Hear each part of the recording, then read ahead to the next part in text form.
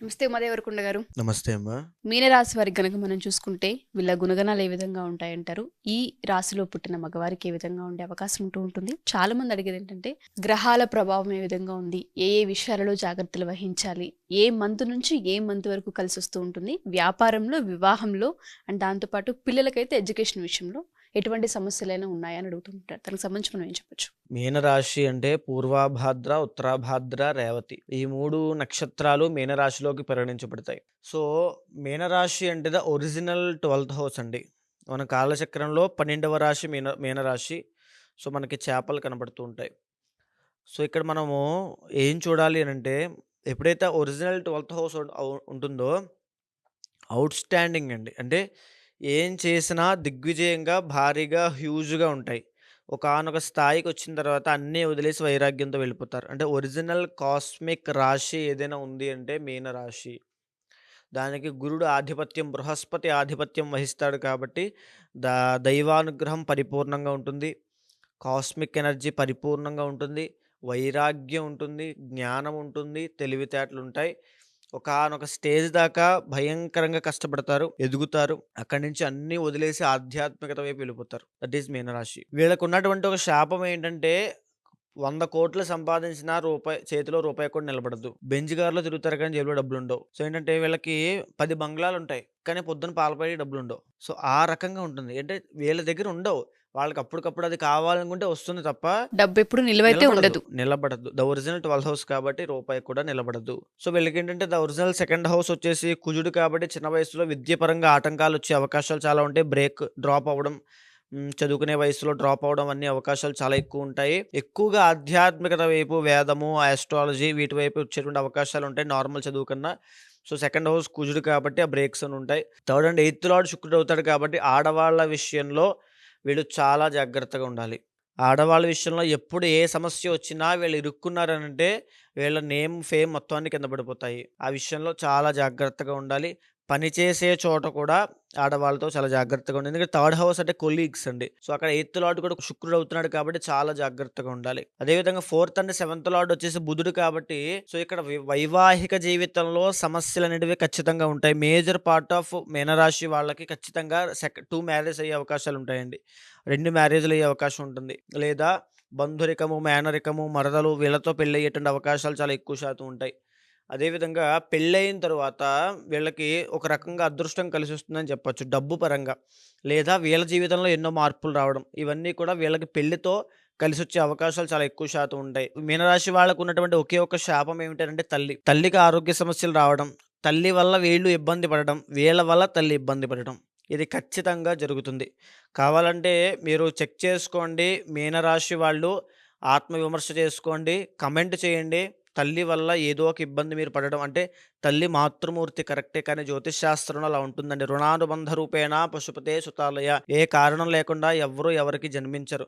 అలా జన్మించారు మీరు బాధపడుతున్నారంటే ఎక్కడో మీకు మీ మాతృమూర్తికి ఏదో ఇబ్బందులు ఉండే ఉంటాయి. ఆ ఇబ్బంది జ్యోతిష్ చక్రం ద్వారా మీరు మీనరాశిలో జన్మించారు కాబట్టి గుర్తించవచ్చు. మీరు ఎదగాలి అనుకుంటే ఇంటిని దాటాలి ఖచ్చితంగా. ఇల్లు విడిచిపెట్టాలి, దూరంగా వెళ్ళాలి. ఎందుకంటే ఒరిజినల్ 12th హౌస్ అండి. విదేశాలు, ఫారెన్ తర్వాత ఫార్ అవే ప్లేసెస్ దూర ప్రాంతాలు ఇవన్నీ కూడా 12th హౌస్‌తో చూపించబడతాయి. లగ్న దశమాధిపతి the original first and 10th lord గురుడు అవుతాడు కాబట్టి ఉద్యోగం చేయడం కన్నా మీనరాశి వాళ్ళకి బిజినెస్ చాలా అద్భుతంగా ఉంటుంది. ఒక్కటి గుర్తుపెట్టుకోండి, మీరు మీనరాశిలో జన్మించి ఉద్యోగం చేస్తున్నారంటే మీ కెపాసిటీ వేరే ఉంది. మీ పొటెన్షియల్ వేరే ఉంది. మీరు సాధించాల్సింది వేరే ఉంది. మీరు కావాలని మిమ్మల్ని మీరు కాంప్రమైజ్ అడ్జస్ట్ అయ్యి ఉద్యోగంతో సరిపెట్టుకోవద్దు. సో, ఉద్యోగం చేసి బానిసలా బ్రతకద్దు. మీరు చాలా క్యాపబుల్ పర్సన్. మీ తెలివితేటలు మాత్రమే వాడగలిగితే మీ శరీరాన్ని వాడాల్సిన అవసరం లేదు.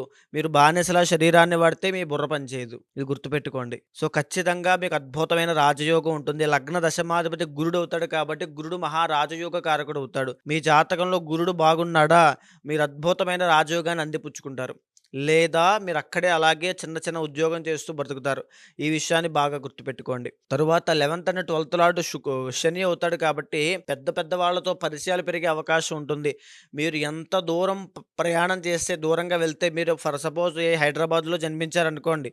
బెంగుళూరు అవ్వచ్చు, ఢిల్లీ అవ్వచ్చు, ఫారెన్ అవ్వచ్చు. ఎంత దూరంగా వెళ్ళాలి అనుకుంటే అంత తొందరగా సిద్ధిస్తుంది. అంత దూరంగా వెళ్ళే కొద్దీ మీ యొక్క పేరు, మీ డబ్బు, మీ పరపతి, మీ ఆర్థిక పరిస్థితి అన్నీ బావుంటాయి. దూరంగా వెళ్ళే కొద్దీ మీకు రాజయోగం అనేది పడుతుంది. మీరెప్పుడైతే పుట్టిన చోటన అలా ఆగిపోయారో, కూపస్థ మండూకం అన్నట్టుగా బావిలో కప్పలా అక్కడే ఉండిపోతారు. ఓకే. అది గుర్తుపెట్టుకోండి. మీకు విదేశాలు వెళ్ళేటువంటి యోగం ఉంటుంది.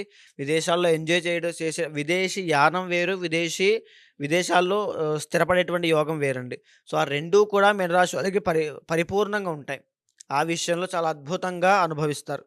అయితే ఇంకా జాగ్రత్తగా ఉండాల్సిందేంటంటే పెళ్లి విషయంలో వీళ్ళు చాలా జాగ్రత్తగా ఉండాలి. మెజారిటీ ఆఫ్ మీనరాశి వాళ్ళకి 2 మ్యారేజెస్ అవుతాయి. ఇందాక చెప్పాను కదమ్మా! సో, పెళ్లి చేసుకునేటప్పుడు ఖచ్చితంగా జాతకాలు చూపించుకోండి. ఇంటర్నల్ జాతకంలో 7th లార్డ్ బాగుండాలి. కలత్రం బాగోలేదనంటే మీకు ఆల్రెడీ బిజినెస్ చేసే యోగం కూడా అద్భుతంగా ఉంటుంది కాబట్టి ఎందుకనంటే మీనరాశిలో రేవతి నక్షత్రం మీద శుక్రుడు ఉచ్చ స్థితిలోకి వెళ్తాడండి. ఈ మీనలోనే శుక్రుడు ఉచ్చ స్థితిలోకి వెళ్తాడు. దాని అర్థం ఏంటంటే వీళ్ళు లగ్జరీగా బ్రతికేటువంటి అవకాశాలు చాలా ఎక్కువుంటాయి. 12థ్‌లో ఎప్పుడైతే శుక్రుడు ఉచ్చస్థితి పడతాడో వైరాగ్యం కూడా వస్తుంది. ఆధ్యాత్మికత, ధార్మికత, దైవానుగ్రహము, మంత్రసిద్ధి, తరువాత కుండలిని జాగరణ, ఒక సన్యాసులు, యోగులు, సిద్ధులు, మహానుభావులు అందరూ కూడా ఈ కాస్మిక్ రాశిలో జన్మిస్తారు. ప్రవచనకర్తలు, ఉపన్యాసకులు, వాగ్ధాటి ఉన్న వాళ్ళందరూ కూడా ఉంటారు. ఎందుకంటే వైరాగ్యానికి వన్నిటికి సంబంధించింది. నార్మల్‌గా డబ్బు సంపాదించడము, ఇల్లు కట్టుకోవడం, ఈ ప్రపంచ జ్ఞానము ఇవి కాకుండా దైవ జ్ఞానము, ఆధ్యాత్మికత ప్రయాణము, ఆ ధార్మికత అవన్నీ వేరుంటాయి. ఆ రకమైన డైమెన్షన్‌లోకి వీళ్ళుండే అవకాశాలు చాలా ఎక్కువుంటాయి. ఆ డైమెన్షన్‌లో కనుక మీరుండగలిగితే మీరు అద్భుతమైనటువంటి రాజయోగం మీకు పట్టినట్టే. బికాజ్ అదే మీ ఒరిజినల్ ట్రూత్ ఆఫ్ లైఫ్ అండి. ఓకే. అది కాకుండా మీరు చిన్న ఉద్యోగం కోసం, వాటి కోసం అక్కడే ఉంటున్నారంటే మిమ్మల్ని మీరు మిస్ అవుతున్నారని అర్థం. సో, మీ జాతకంలో ఫస్ట్ ఆఫ్ ఆల్ బాగుండాల్సిన గ్రహాలు కొన్నుంటాయి. గురుగ్రహం చాలా బావుండాలి. శుక్రుడు చాలా బావుండాలి. చంద్రుడు చాలా బాగుండాలి. ఎస్పెషల్లీ తల్లికి వీళ్ళకి ఇబ్బందొచ్చేది ఉంటుంది కాబట్టి వీళ్ళు ఆ విషయంలో చాలా జాగ్రత్త వహించాలి. సో, మీనరాశి వాళ్ళకి రాబోయే రోజుల్లో అంటే ఈ 2025 సంవత్సరంలో ఎలా ఉండబోతుంది? ఈ సంవత్సరంలో శని ట్రాన్సిట్ జరగబోతోంది. గురుడు ట్రాన్సిట్ జరగబోతుంది. రాహు ట్రాన్సిట్ జరగబోతోంది. షష్టగ్రహ కూటమి పట్టబోతోంది. సో, వీటి వల్ల ఈ మీనరాశి వాళ్ళు సెకండ్ ఫేజ్ ఆఫ్ ఏలినాటి శనిలోకి ప్రారంభం కాబోతున్నారు. అంటే జన్మ శనిలోకి వెళ్ళబోతున్నారు. దీనివల్ల ఆరోగ్యపరంగా మీరు చాలా జాగ్రత్త తీసుకోవాలి. ఈ ఆరోగ్యపరమైన విషయాల్లో చాలా ఇబ్బందులొస్తాయి. ఎస్పెషల్లీ స్టమక్ సంబంధించినటువంటివి, లేదా సంతానపరమైన ఆరోగ్య సమస్యలవ్వచ్చు, లేదా మోకాళ్ళకి సంబంధించిన ఆరోగ్యపరమైన సమస్యలవ్వచ్చు, ఇంజ్యూరీస్ అవ్వచ్చు. ఈ 4 విషయాల్లో మీరు చాలా జాగ్రత్తగా ఉండాలి. జన్మశని ఎంటర్ అయిన తర్వాత ఈ రకమైన ఇబ్బందులు, దీంతో పాటు కుటుంబంతో ఒత్తిడి, కుటుంబం దగ్గర నుంచి కుటుంబంతో కలహాలు, గొడవలు ఇవవుతాయండి ఖచ్చితంగా అవకాశం ఉంటుంది. ఆస్తులు అమ్మేసేటువంటి అవకాశం ఉంటుంది. ఇప్పటిదాకా మీరు కష్టపడి పోగు చేసిన ఆస్తులు కూడా ఏదో ఒక సిట్యుయేషన్‌లో, ఏదో ఒక దాంట్లో అమ్మేసే అవకాశాలు చాలా ఎక్కువ శాతం ఉంటాయి. కాబట్టి శనికి సంబంధించిన హోమం జరిపించండి. సుదర్శన హోమం జరిపించండి. ఈ దోషం పోతుంది. తర్వాత రెండవది వీళ్ళకి మీనరాశి వాళ్ళకి 12వ స్థానంలోకి రాహు రాబోతున్నాడండి మే 18వ తారీఖు తర్వాత. దీనివల్ల వ్యసనాలకి అలవాటయ్యేటువంటి అవకాశాలుంటాయి. ఎవ్వరైనా సరే మీనరాశి వాళ్ళు బాగా గుర్తుపెట్టుకోండి. వ్యసనాలు కనుక మీకు అలవాటున్నాయంటే మీరు ఖచ్చితంగా అధఃపాతాళానికి వెళ్ళిపోబోతున్నారు. అష్ట కష్టాలు పాలవబోతున్నారు. వ్యసనాలున్నాయంటే ఇంకా మీ జీవితం స్మాష్ అయిపోయినట్టే. అది బాగా గుర్తుపెట్టుకోండి. వ్యసనాల జోలికి వెళ్ళొద్దు. బెట్టింగ్స్ అవ్వచ్చు, ఏ ఎడిక్ట్స్ ఉన్నా సరే అవన్నీ కూడా అదుపులో ఉంచుకోండి. లేకపోతే కంప్లీట్‌గా నాశనం అయిపోతారు. ఓకే. ఇకపోతే మీనరాశి వాళ్ళకి 4వ స్థానంలోకి గురుడు వెళ్ళబోతున్నాడు మే 15వ తారీఖు తరువాత. దీనివల్ల ఒక గృహయోగం ఏర్పడేటువంటి అవకాశాలుంటాయి. గృహయోగము, వాహన యోగము, భూయోగము ఈ 3 ఏర్పడేటువంటి అవకాశాలు చాలా ఎక్కువ శాతం ఉంటాయి. సో, ఏంటంటే ముఖ్యంగా జాగ్రత్తగా ఉండాల్సిన అంశం ఆరోగ్యం అండి. అదేవిధంగా వ్యసనాలు, డబ్బులు వృధా చేసుకోవద్దు. ఈ సమయం చాలా కీలకమైనది మీనరాశి వాళ్ళకి. ఎందుకనంటే మార్చి 28వ తారీఖు దగ్గర నుంచి మార్చి 30వ తారీఖు దాకా షష్టగ్రహ కూటమి అంటే 6 గ్రహాలు మీనరాశిలోనే కలవబోతున్నాయండి. ఈ మీనరాశిలో లగ్నంలో ఎప్పుడైతే కలవబోతున్నాయో ఒక బెనిఫిట్ ఉంటుంది. ఒక నెగెటివ్ థింగ్ కూడా ఉంటుంది. బెనిఫిట్ ఏమిటనంటే ఎవరైతే ఆధ్యాత్మికత వైపు ఉంటారో, ధార్మికత వైపు ఉంటారో, మంత్రసిద్ధి కోసం ప్రయత్నం చేస్తుంటారో, దైవానుగ్రహం కోసం పరితపిస్తూ ఉంటారో వాళ్ళందరికీ కూడా చాలా అద్భుతమైనటువంటి 2 రోజులవి. ఆ రోజుల్లో వీళ్ళు ఏ మంత్రం చేసినా, ఏ ఏ పరిహారము చేసినా, ఏ హోమము చేసినా అద్భుతంగా సిద్ధిస్తాయి. కుండలి, జాగరణ, మూలాధార చక్రం కూడా యాక్టివేట్ అవుతుంది. ఆ రకమైనటువంటి స్థితిలోకి వాళ్ళు వెళ్తారు.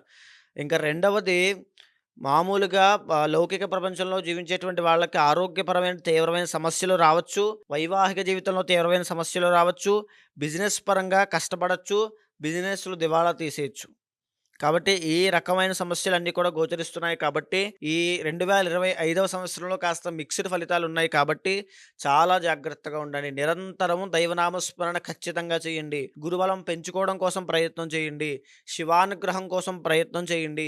మీరు ప్రయత్నం చేస్తే దైవానుగ్రహం తొందరగా కలుగుతుంది. ఎందుకంటే మీరు ఆల్రెడీ ఒక పూర్వజన్మతో, పూర్వ పుణ్యంతో పుట్టినటువంటి వాళ్ళు.